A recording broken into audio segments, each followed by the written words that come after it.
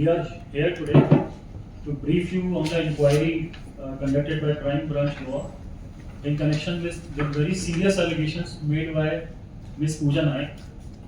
Allegations that were widely circulated via viral video and on social media platforms.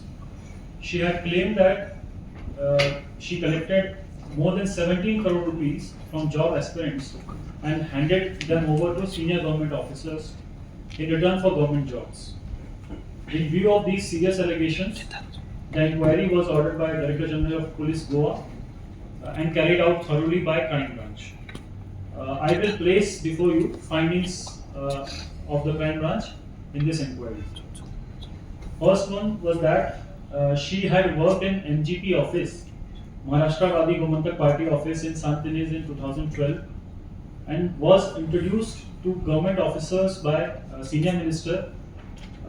But so we had to conduct inquiry in this allegations that this is how she met the government officers, and from there the saga began. But we were not able to establish anything concrete. All the officials and staff in the party office, they confirmed that Ms. Pooja Naik never worked there.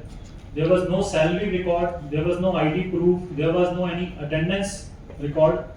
Any oral evidence was not there to support her claim that she worked in MGP office. So this is how this claim was verified, and it was found to be false. Second was that she had kept a diary with names of 613 job aspirants and the payments that were made by them, and she had given this diary to someone called Tanvi Naik. So we started verifying who is this Tanvi Naik. We asked Ms. Pooja Naik that can she present Tanvi Naik in front of us? Does she know the address of Tanvi Naik? Does she have any mobile number of Tanvi Naik? She took us to many places in search of Tanvi Naik, but we were not able to find any Tanvi Naik.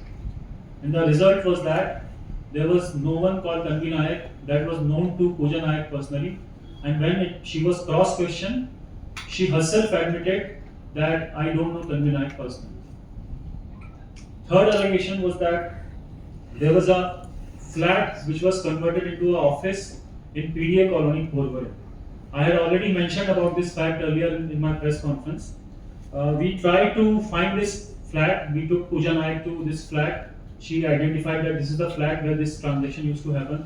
So we called the owner of the flat. We asked for all the tenant records, and it was very clearly established that in this flat only Indian hotel management students have ever lived, and owner denied anything that the flat was ever used by government officers. So there was no truth about this claim also. Fourth was that she claimed that there was a mobile phone which is in police custody, and that mobile phone contains the video clippings of her handing over cash to the government officers. So we searched for this phone and we did electronic tracking, and we were able to find this phone in Saharanpur, UP.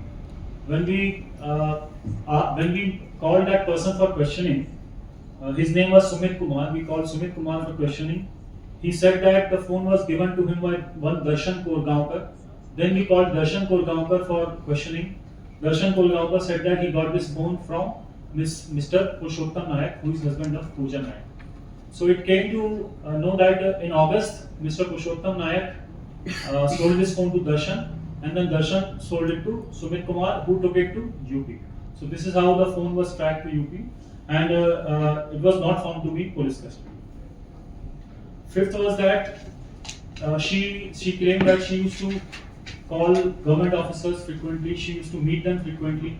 So we did digging into the call records, and we could not find any calls on the call records, and there was no WhatsApp chats also that she was able to present which could prove her connection with the government officers.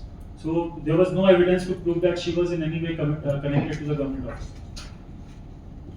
Then she alleged that more than 17 crore rupees were collected from job aspirant, and she was promised 30,000 per aspirant as commission, and she in fact got 20 lakhs from the government officers as the commission.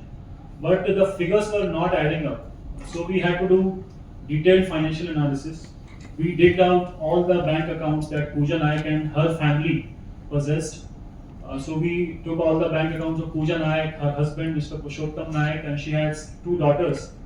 They also had bank accounts. So we conducted analysis of each and every transactions that has ever occurred in those bank accounts since the opening of bank account, and we were able to find that more than 3.5 crores transactions were there in Pooja Naik's accounts. More than 4.3 crores rupees of transactions were there in her husband's bank accounts, and more than 13 lakh rupees transactions were there in daughter's bank account. In total, more than 8 crore rupees were transacted in this period in the bank accounts of the families. But since it was a very long transaction for 4-5 years, there should be some entry which could indicate that any government officers are involved. But there was no entry in the bank account that could have linked her to the any government office.